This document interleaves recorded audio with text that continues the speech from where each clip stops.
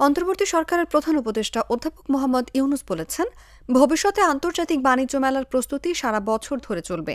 জেলায় জেলায়, উপজেলায় উপজেলায় তরুণ তরুণীরা, বয়স্কা উদ্যোক্তাদের মধ্যে প্রতিযোগিতা হবে। সেখান থেকে ৩-৪ জন করে সেরা উদ্যোক্তা বাছাই করা হবে। তারা চূড়ান্তভাবে আন্তর্জাতিক বাণিজ্য মেলায় অংশগ্রহণ করবে। এদের সব ব্যয় সরকার বহন করবে। বুধবার রাজধানীর পূর্বাচলে বাংলাদেশ চায়না ফ্রেন্ডশিপ এক্সিবিশন সেন্টারে ২৯তম ঢাকা আন্তর্জাতিক বাণিজ্য মেলা ২০২৫ উদ্বোধনী অনুষ্ঠানে প্রধান অতিথির বক্তব্যে তিনি এসব কথা বলেন। এই মেলার প্রস্তুতি সারা বছর ধরে চলবে।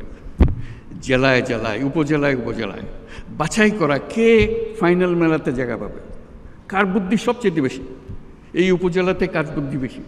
আমি উপজেলাতে বলছি বলতে ওরা কি করবে, অবাক কাণ্ড করে।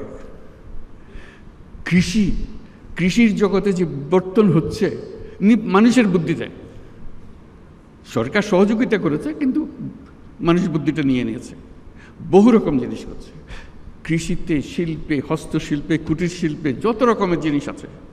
আইসিটি, আজকে টেলিফোন দিয়ে কত রকমের ব্যবসা হচ্ছে, কম্পিউটার পর্যন্ত যেতে হচ্ছে না কিন্তু কম্পিউটারও চলছে।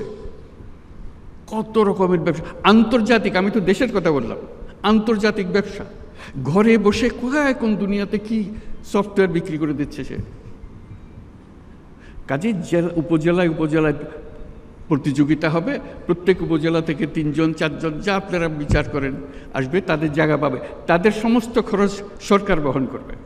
এই যেগুলো এখানে আসবে শুধু সেটা বাংলাদেশের সেরা না, তারা দেখবেন যে অনেকে দুনিয়ার সেরা হয়ে গেছে। আমাদেরকে সেই তরুণরা, তখন এটা আন্তর্জাতিক হবে, আন্তর্জাতিক তরুণরা দেখতে আসবে বাংলাদেশের তরুণরা কী করছে, বাংলাদেশের তরুণরা কী করছে, বুদ্ধি নিতে আসবে, শিখতে আসবে, উৎসাহ নিতে আসবে, জয়েন্ট ভেঞ্চার করতে আসবে।